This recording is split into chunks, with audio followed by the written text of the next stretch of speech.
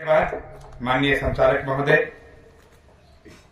साथियों, आज हम लोग ये सिंगी बहार है और सिंगी बहार का ये गिरजा टोली है और इस गिरजा टोली में हम सभी लोग यहाँ पर उपस्थित हुए हैं। मैं आप सभी का हार्दिक अभिनंदन करता हूँ, स्वागत करता हूँ। समय समय पर हमारे बहुजन समाज में महापुरुष जन्म लिए। उन तमाम महापुरुषों को मैं नमन करता हूं और अपनी बात आप लोगों के सामने में रखता हूं। आज भारत मुक्ति मोर्चा पूरे छत्तीसगढ़ में काम कर रहा है और मैं ये बताना चाहता हूं कि छत्तीसगढ़ में 33 जिले हैं और 33 जिले में ही हम लोगों का संगठन अब फैल चुका है। मैं एक डाटा बताता हूं। 27 तारीख को कुनकुरी में बड़ा कार्यक्रम हुआ। 28 तारीख को हम लोग अंबिकापुर गए। 29 तारीख को हम लोग हसदेव चले गए। 1 तारीख को हम लोग कोंडागांव चले गए। 2 तारीख को हम लोग मड़ोनार नारायणपुर चले गए। इसी प्रकार लगातार परसों हम लोग सरायटोली, यहाँ पर आप लोग सुने होंगे, लोरो के पास में, वहां पर हमने कार्यक्रम किया। उसके बाद में दूसरे दिन हम लोग बीरा में कार्यक्रम किए। उसके बाद में आज हम लोग यहाँ पर काम कर रहे हैं। तो लगातार इसी प्रकार हम लोगों का जो कार्यक्रम है पूरे छत्तीसगढ़ में चल रहा है और छत्तीसगढ़ में हम लोग आने वाले 1-2 साल में हर एक लोगों को जगाने में सफल हो जाएंगे। और ये जो जागृति का कार्यक्रम है वो मेरे अकेले से या हमारे जो कार्यकर्ता हैं, पदाधिकारी हैं, उनके प्रबोधन से ये संभव नहीं है। हम लोगों को चाहिए कि पूरे छत्तीसगढ़ में हम लोगों का नेटवर्क हो, पूरे छत्तीसगढ़ में हम लोगों का कार्यकर्ता हो, पूरे छत्तीसगढ़ में हम लोगों का पदाधिकारी हो जो कंट्रोल करता हो। तो यहाँ पर हम लोग पूरे छत्तीसगढ़ में हम लोग लीडरशिप तैयार कर रहे हैं पूरे छत्तीसगढ़ में। और पूरे छत्तीसगढ़ में जिस दिन हम लोग लीडरशिप करने लगेंगे, अपने अपने समाज का हम लोग नेतृत्व करने लगेंगे, उस दिन हम लोगों का जो जन आंदोलन है वो रोड पर दिखने लगेगा।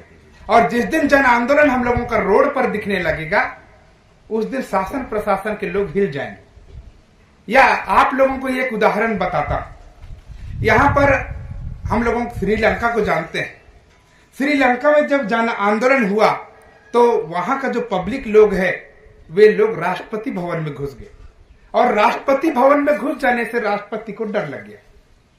और उस दिन जब जन आंदोलन हुआ, राष्ट्रपति कहां गए वो पता नहीं चला और वहां पर वहां के मूल निवासियों का राज आ गया। वैसे ही हम लोग छत्तीसगढ़ में SC ST OBC को जगा करके ये जन आंदोलन खड़ा करना चाहते हैं। और जिस दिन हम लोग जन आंदोलन खड़ा करेंगे उस दिन हम लोगों का शासन प्रशासन आएगा और ये जो शासन प्रशासन हमारे हाथ में आएगा उस दिन हमारे हाथ में वो ताकत होगी। हम क्या करना चाहते हैं वो हम करने जा रहे हैं। आज SC ST OBC के लोगों को लगातार जोड़ने का काम किया जा रहा है। आदिवासी लोग 800 से अधिक जाति के लोग हैं।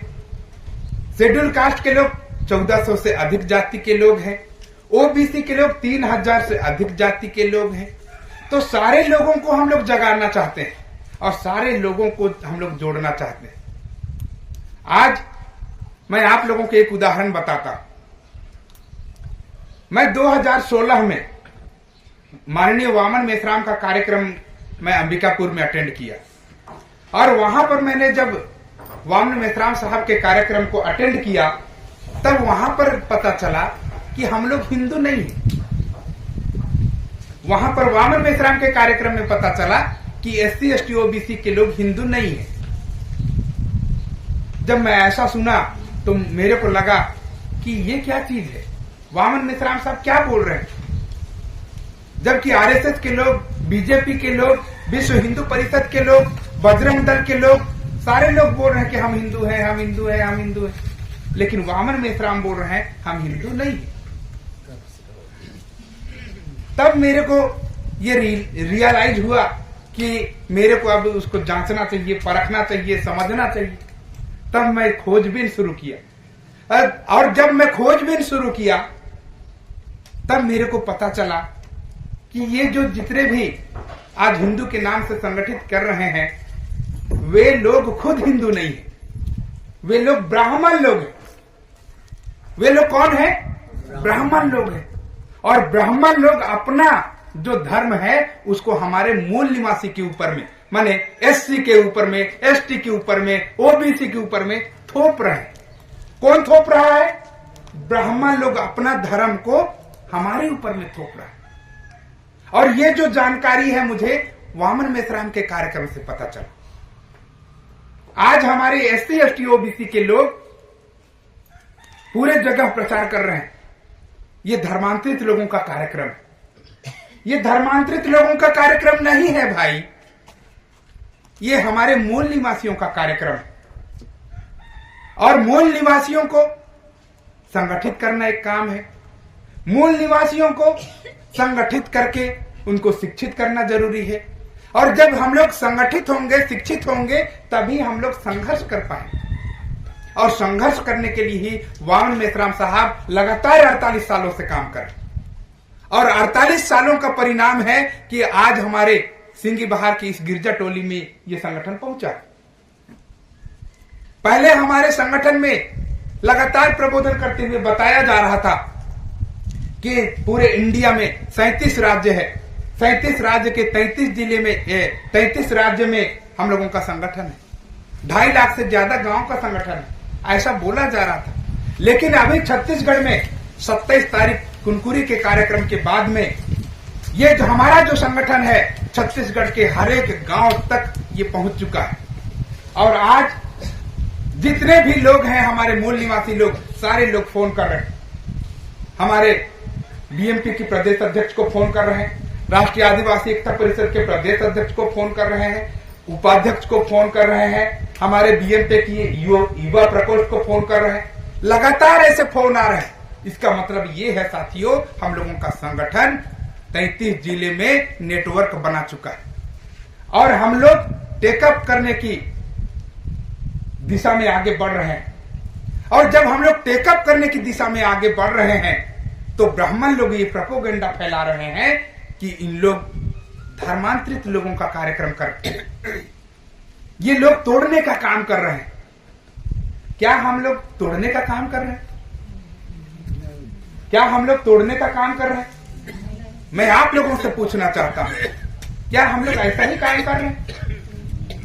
मैं आप लोगों को ये बताना चाहता हूं, 1885 में बिरसा मुंडा ने 20,000 आदिवासियों को इकट्ठा किया और 20,000 आदिवासियों को उन्होंने कहा, तुम लोग अपने लोगों से कभी भी मत लड़ना, तुम लोग अपने लोगों से मत लड़ना, जो तुम्हारे अधिकार को दबा के बैठे हैं उनसे लड़ाई लड़ना।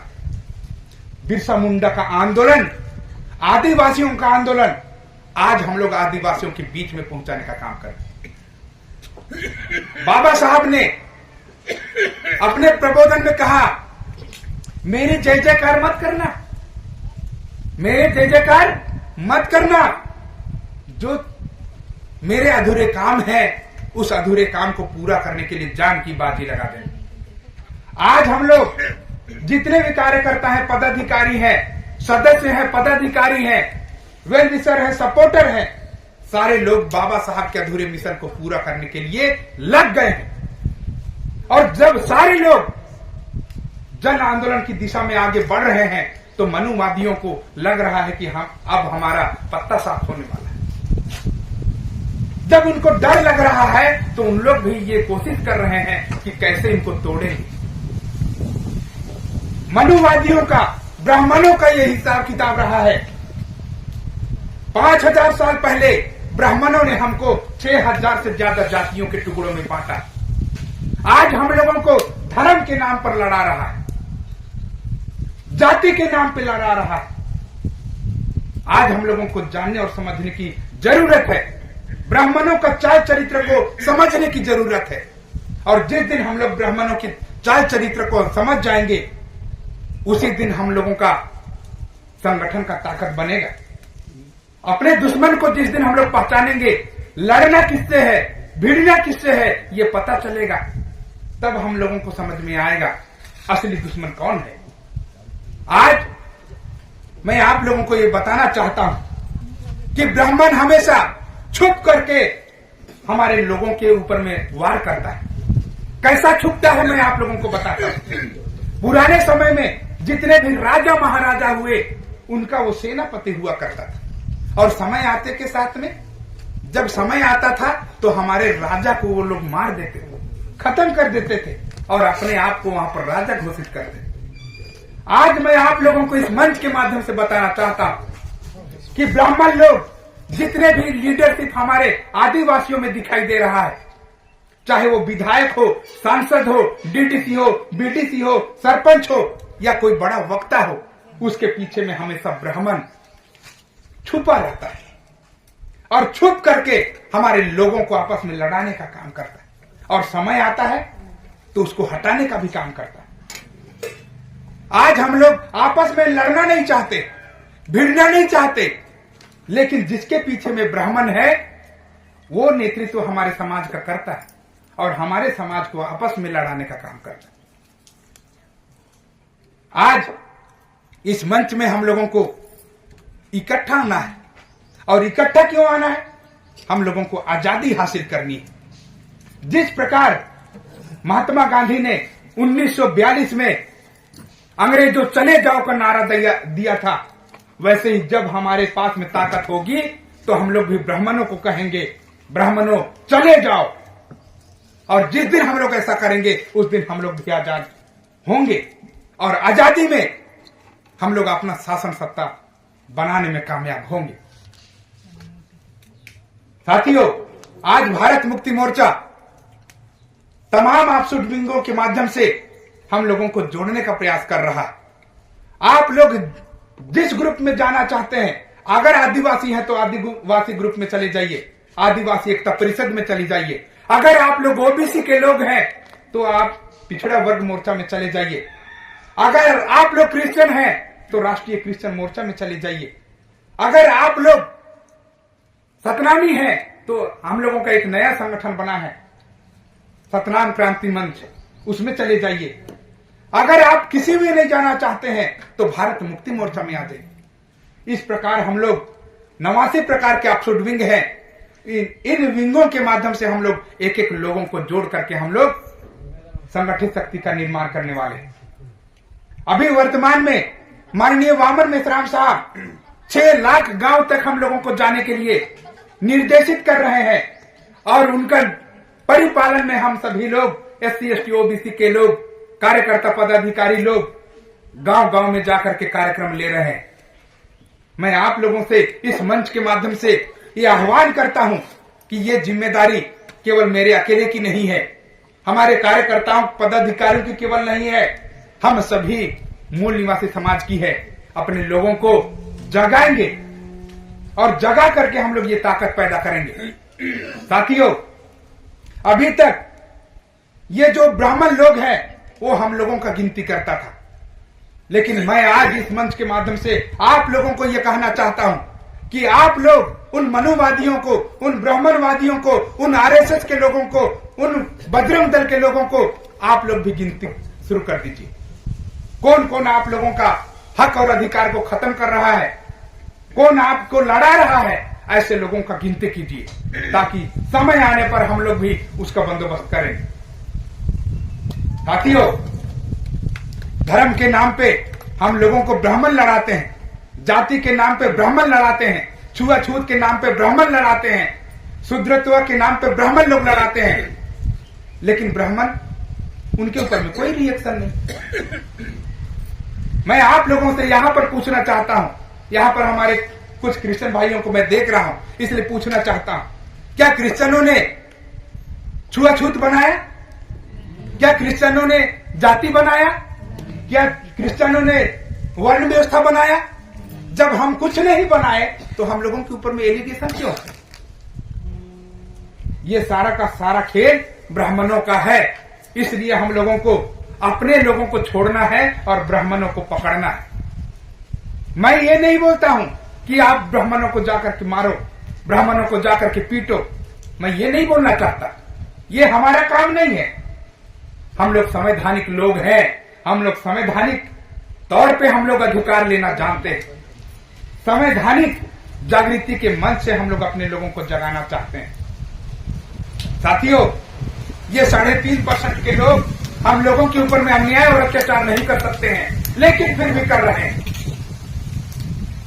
और वो भी शासन प्रशासन की मदद से कर रहे हैं। जब हमारे लोग एफआईआर के लिए जाते हैं, सूचना दर्ज कराने के लिए जाते हैं, तो उनका एफआईआर नहीं लिखा जाता। 3 दिन, 4 दिन, 5 दिन, महीना भर हमारे लोग जा जा करके निवेदन करते हैं, लेकिन फिर भी उनका एफआईआर को नहीं लिखा जाता है। लेकिन जैसे ही ब्राह्मणवादी लोग, आरएसएस के लोग, बजरंग दल के लोग, विश्व हिंदू परिषद के लोग जाते हैं, 1 दिन में, 1 मिनट में पूरा लिखा जाता है। यानी इसका मतलब ये है साथियों, ये जो ब्राह्मण लोग हैं, ये लोग हमारे शासन प्रशासन में अनियंत्रित नियंत्रण कर चुके हैं। इसका दूसरा मतलब यह भी है कि वो पूरे देश में कब्जा कर चुके हैं। यानी हम लोगों को जो लड़ाई लड़नी है, ये ब्राह्मणों से आजादी की लड़ाई लड़नी है। आज हम लोगों को समझना और जानना जरूरी है कि हम लोग ब्राह्मणों के गुलाम हो चुके। ब्राह्मण लोग इस देश में कब्जा कर चुके हैं, और ये लोग कब्जा नहीं कर सकते, लेकिन फिर भी कर रहे हैं। 1982 में यूनाइटेड नेशन ऑर्गेनाइजेशन में यह कहा गया, यह बिल पास हुआ कि कोई भी व्यक्ति किसी दूसरे देश में जाकर के राज नहीं कर सकता। लेकिन फिर भी ब्राह्मण यूरेशिया से, काला सागर के पास से आकर के हमारे भारत में हम मूल निवासियों के ऊपर में गुलामी थोप रहा है। तो आज हम लोगों को जानने और समझने की आवश्यकता है कि हम लोगों को आजादी किससे लेनी है, दुश्मन हमारा कौन है। आज शेड्यूल कास्ट के लोग लड़ रहे हैं, ओबीसी के लोग लड़ रहे हैं, आदिवासी लोग लड़ रहे हैं, क्रिश्चियन लोग लड़ रहे हैं, बौद्धिस्ट लोग लड़ रहे हैं, सारे लोग लड़ाई लड़ रहे हैं, और किसी की समस्याओं का समाधान नहीं है। अगर हम लोगों को यह समस्या का समाधान चाहिए, तो हम लोगों को भारत मुक्ति मोर्चा में आना होगा, और जिस दिन हम लोग भारत मुक्ति मोर्चा को साथ सहयोग देंगे, उस दिन हम लोगों का आजादी सुनिश्चित हो जाएगी। मैं इस मंच के माध्यम से आज मैं इतनी ही बात कहना चाहता हूं कि आप लोग अगर आजाद होना चाहते हैं तो संगठित हो जाए, और संगठित होने के लिए आज आप लोगों की जिम्मेदारी लगाता हूं कि आप लोग अपने गांव में जाइए, अपने घर में जाइए, अपने पड़ोसी के पास जाइए, आप लोग एक आदमी को जोड़िए और उनको बोलिए कि आप दूसरा आदमी को जोड़िए, और उनको बोलिए कि आप तीसरे आदमी को जोड़ेंगे। इसी प्रकार हम लोगों का कारवां बढ़ता चला जाएगा। साथियों, आप लोगों ने मुझे सुना, इसलिए आप सभी का आभार, आप सभी का धन्यवाद। सभी को जय मूल निवासी।